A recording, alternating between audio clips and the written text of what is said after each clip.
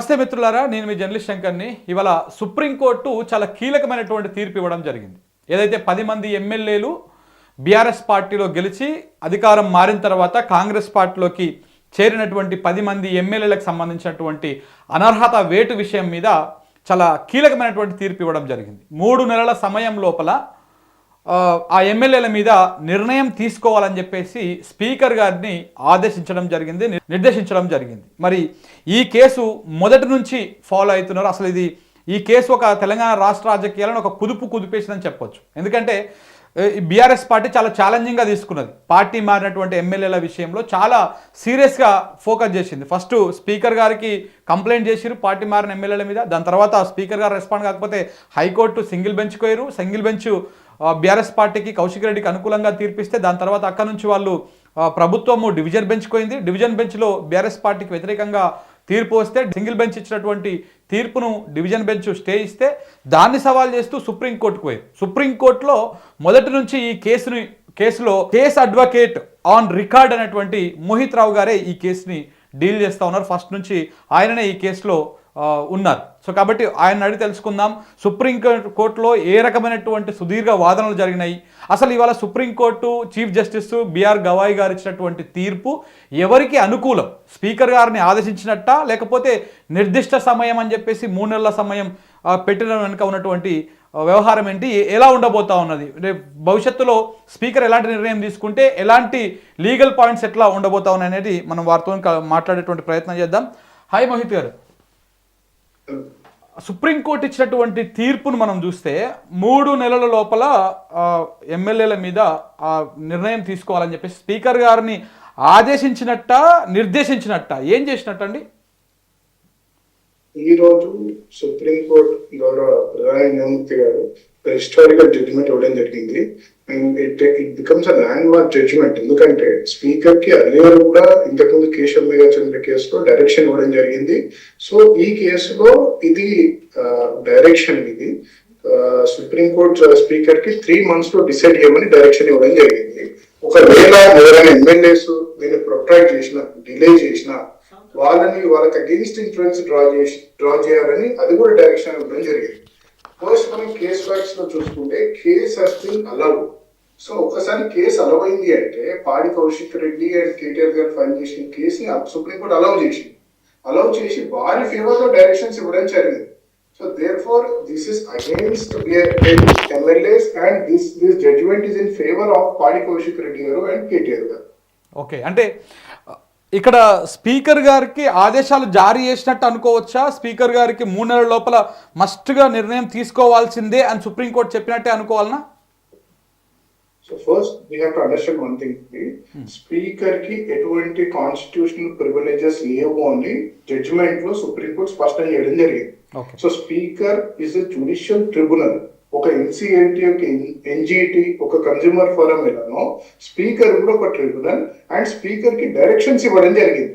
Direction is issued by supreme court to the speaker to decide with in 3 months. So 3 months లో ఎట్టి పరిస్థితులలో speaker decision తీసుకోవాలి, ఆ decision submit చేయాలి, decision ఇవ్వాల్సి వస్తుంది. ఓకే అండి, ఇప్పుడు 3 నెలల లోపల నిర్ణయం తీసుకోవాలని చెప్పి సుప్రీంకోర్టు చీఫ్ జస్టిస్ గారు తీర్పు ఇవ్వడం జరిగింది. సో మరి ఒకవేళ ఇన్ కేసు ఈ 3 months లోపల నిర్ణయం తీసుకోకపోతే, నిర్ణయం తీసుకోకుండా కొంచెం ఏమన్నా లేట్ అయినా ఎలాంటి పరిస్థితులు ఉంటాయి? 3 months లో స్పష్టమైన నిర్ణయం తీసుకోవాలి, అది చాలా క్లియర్ గా చెప్పడం జరిగింది. అండ్ 3 months లో ఒకవేళ తీసుకోకపోతే ఒక ట్రిబ్యునల్ గా కంటెంప్ట్ జ్యూరిడిక్షన్ కి అమినబుల్ అవ్వడం ఉంటుంది.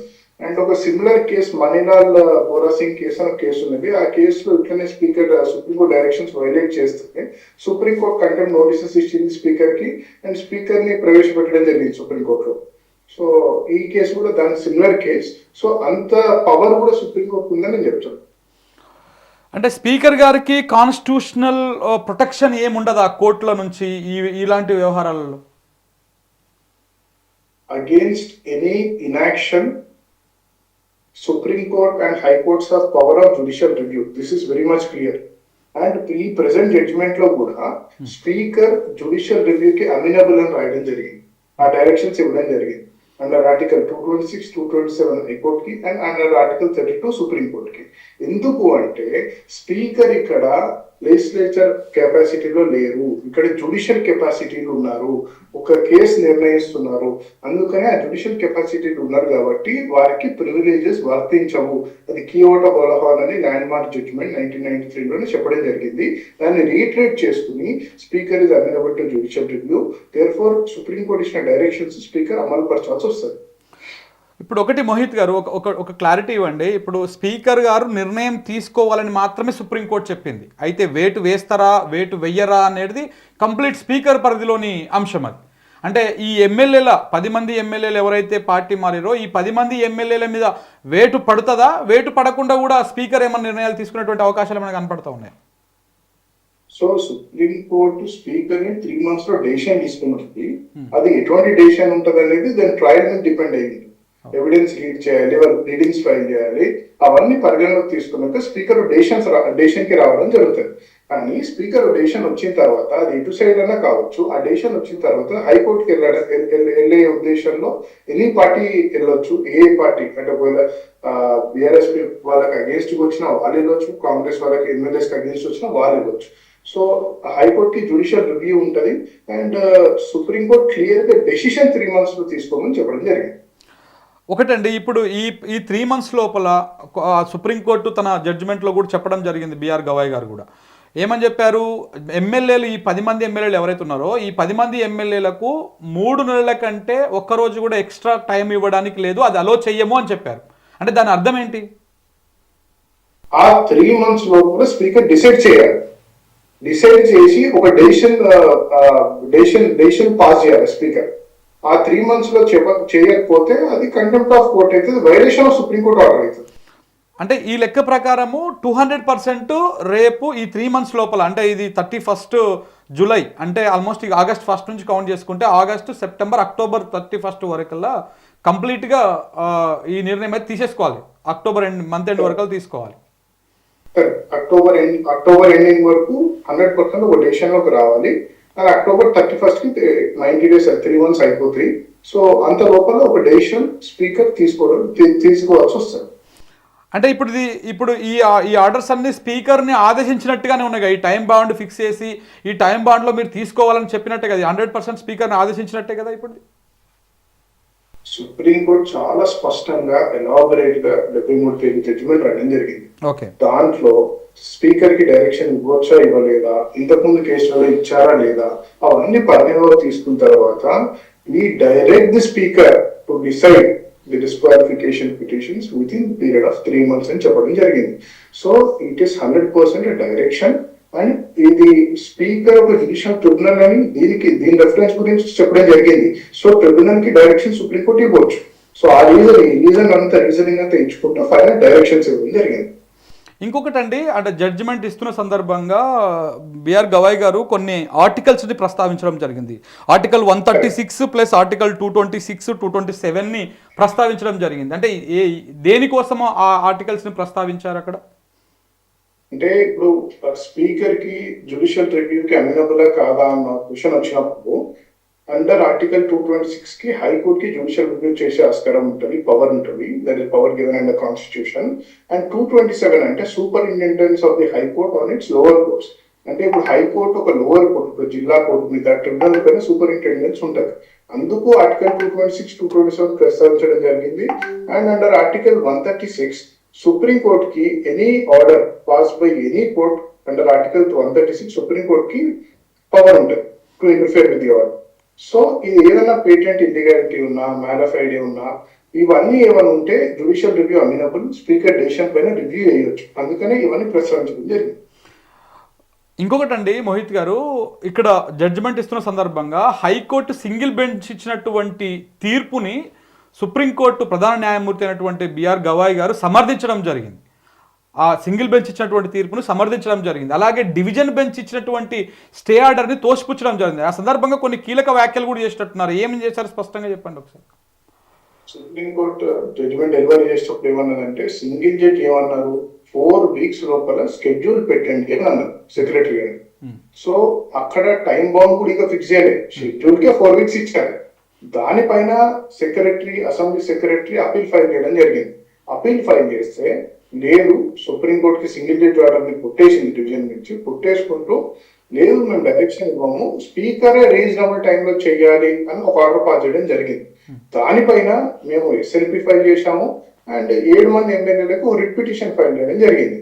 అప్పుడు ఈ జడ్జిమెంట్ లో సుప్రీంకోర్టు ఏమన్నదంటే అసలు సింగిల్ జడ్జి ఆర్డర్ ముమ్మాటికి correct and single judge just స్కెడ్యూలే అన్నాడు, ఆయన ఇంకా టైం బౌండ్ కూడా ఫిక్స్ చేయలేదు. అసలైతే సింగిల్ జడ్జి కూడా టైం బౌండ్ లో ఫిక్స్ చేయాలని ఒపీనియన్ లో సుప్రీంకోర్టు ఉండేది.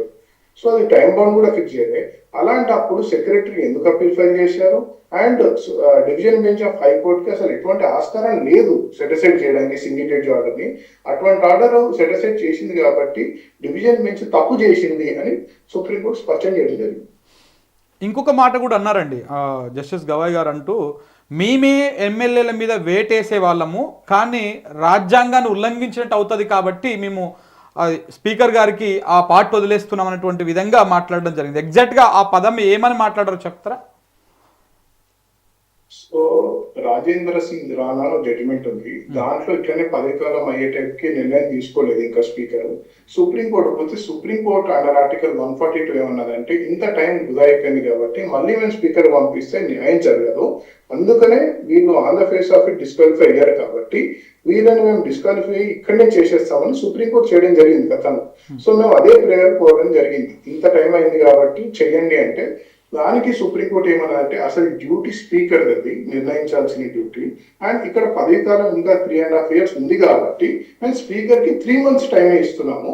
సో స్పీకర్ 3 months లో చేయాలి అండ్ ఇది అంత ఎమర్జెన్సీ సిచ్యువేషన్ కాదు. ఇప్పుడు ఒకవేళ తెలంగాణ అసెంబ్లీ కూడా 4.5 years అయిపోయి ఇంకొక 3 months 4 months ఉంటే సుప్రీంకోర్టు డెసిషన్ తీసుకునేది, కానీ ఇంకా టైం ఉంది కాబట్టి స్పీకర్ కి మేము అధికారం అందిస్తున్నాము, స్పీకర్ 3 months లో చేయాలి అని నిర్ణయం చేయడం జరిగింది. అయితే మోహిత్ గారు అక్కడ జడ్జి గారు మాట్లాడుతూ లాస్ట్కు దిసభ్య ధర్మాసనం తీర్పు వెలువరించింది ఇవాళ, అంటే 2 జడ్జిలు కూర్చున్నారు, మధ్యలో ప్రస్తావించారు ఆపరేషన్ సక్సెస్ పేషెంట్ డై అన్నటువంటి విధానంగా. లాస్ట్కి ఇంకొక జడ్జి గారు కూడా సేమ్ అదే డైలాగు మాట్లాడారు, వాళ్ళు కొంత నవ్వుకుంటూ కూడా ఆ డైలాగ్ చెప్పారు లాస్ట్ ఎండింగ్ క్లోజ్ చేసేటప్పుడు. అది ఏ సందర్భంలో అన్నారు, దేనికోసం అన్నారు చెప్తారా? సో దాని గురించి ఆ ప్రస్తావన వచ్చినప్పుడు సుప్రీంకోర్టు ఏమన్నదంటే ఇన్ని కేసులలో ఏమైందంటే లాస్ట్ 10 కాలం ముగిసిన తర్వాత 4.5 years కి ఇంకో 3 నెలలు 2 నెలలు ఉన్నప్పుడు జడ్జిమెంట్స్ వస్తాయి, అప్పుడు ఆ జడ్జిమెంట్స్ లోనేమో లేదు డిస్క్వాలిఫై అయ్యారు కానీ చర్యలు తీసుకోలేదు, ఈ 5 years ఆ డెలింక్వెంట్ ఎమ్మెల్యేస్ ఎంజాయ్ చేస్తారు వాళ్ళు 10 కాలాన్ని. సో దాన్ని ఉద్దేశించి ఆపరేషన్ సక్సెస్ పేషెంట్ డెడ్ లా ఉంది అన్నారు అండ్ అలా చెయ్యొద్దు అని దానికి భిన్నంగా ఇప్పుడు 3 months లో కంప్లీట్ చేయమని ఆర్డర్ ఇచ్చారు. అయితే దానికి మేము అక్కడ జడ్జిమెంట్ అంతా డెలివరీ అయిన తర్వాత ఈ కేసులో ఆపరేషన్ డెడ్ పేషెంట్ అలైవ్ ఉన్నాడు అని చెప్పి మేము చెప్పడం జరిగింది. దానికి చీఫ్ జస్టిస్ గారు లేదు మేము ఈ పేషెంట్ చావనివ్వము, ఆపరేషన్ సక్సెస్ఫుల్ అయింది, పేషెంట్ మాత్రం మేము చావనివ్వమని వారు ప్రశ్నించడం జరిగింది. అంటే మీనింగ్ ఇప్పుడు అంటే దీని మీనింగ్ ఏంటి, 100% ఎమ్మెల్యేల మీద వేటు పడడం అనేది మాత్రం ఉంటుంది అనేటువంటి ఇండికేషన్ అయితే వస్తూ ఉంది కదా, అదే డెలివరీ అయినట్టు కదా ఇప్పుడు. కరెక్ట్ కరెక్ట్ కరెక్ట్ కరెక్ట్ అదే విధంగా మనం భావించవచ్చు.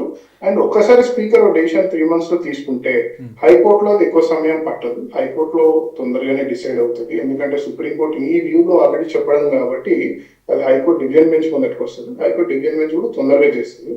అండ్ దాని తర్వాత హైకోర్టే ఫస్ట్ అపీలేట్ కోర్టు కాబట్టి హైకోర్టే సుదీర్ఘ విచారణ జరుగుతుంది.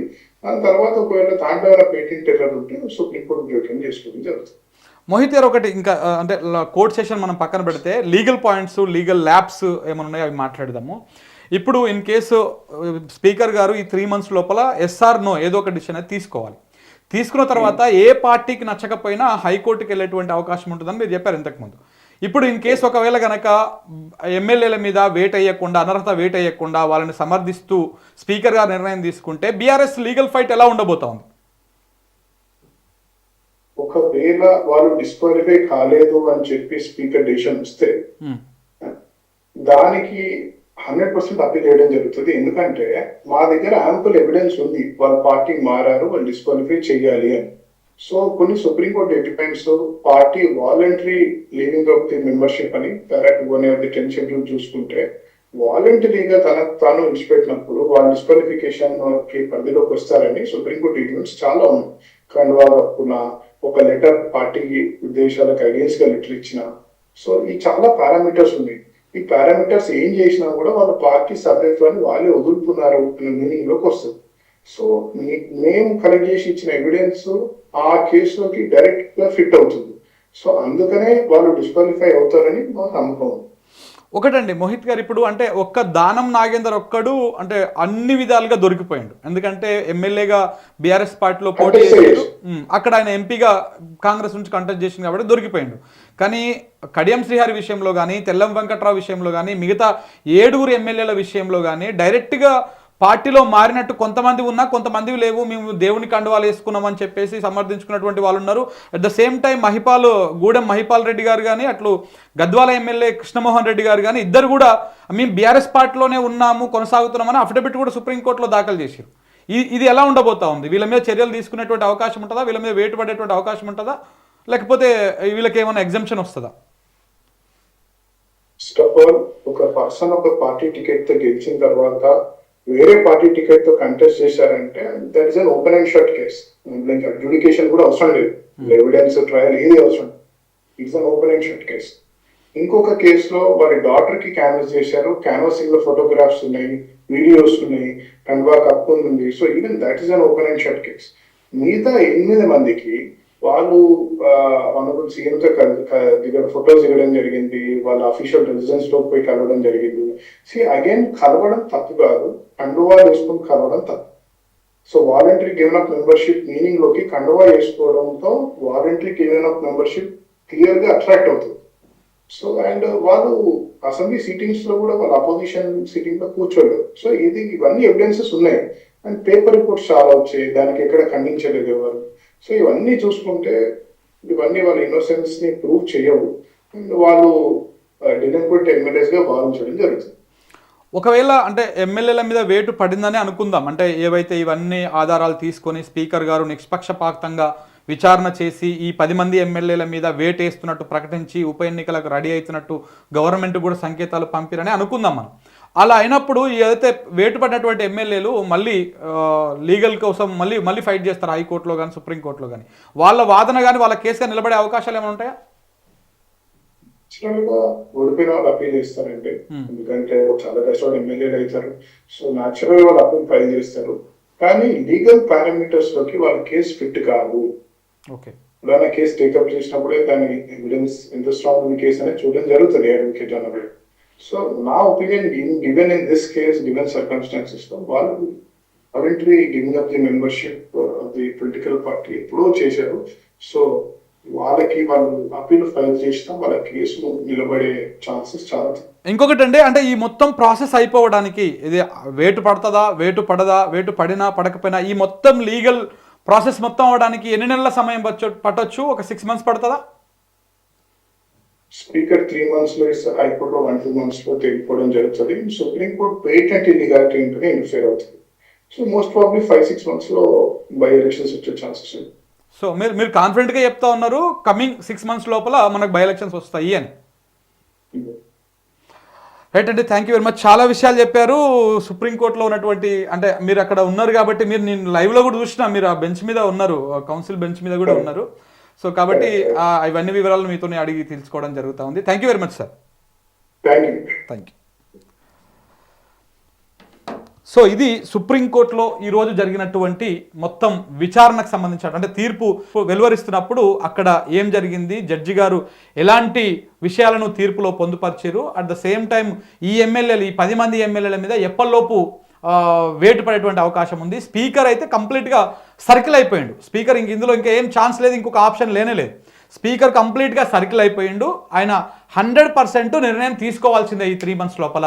సో కాబట్టి ఇప్పుడు ఈ 3 months లోపల నిర్ణయం తీసుకుంటే ఇక ఉప ఎన్నికలు తప్పదు. 6 months లోపల తప్పకుండా ఉప ఎన్నికలు వచ్చేటువంటి అవకాశాలు ఉన్నాయి. ఎందుకంటే స్పీకర్ 3 నెలల లోపల తప్పకుండా తీసుకోవాలి. ఒకవేళ ఆయన పాజిటివ్ తీసుకున్నా నెగిటివ్ తీసుకున్నా ఈ లీగల్ బ్యాటిల్, ఈ లీగల్ ఫైట్ చేయడానికి అటు ఇటుగా ఇంకొక 3 months కంటే ఎక్కువ పట్టదు అని చెప్పేసి న్యాయవాది మోహిత్ గారు చెప్తా ఉన్నారు. చూడాలి మరి ఏం జరగబోతుంది, ఏమవుతుంది. ఈ 3 months లోపల స్పీకర్ గారు నిర్ణయం తీసుకుంటారా, ఎమ్మెల్యేల మీద వేటు పడుతుందా, 6 months లోపల ఎలక్షన్స్ రాబోతా ఉన్నాయి, బై ఎలక్షన్స్.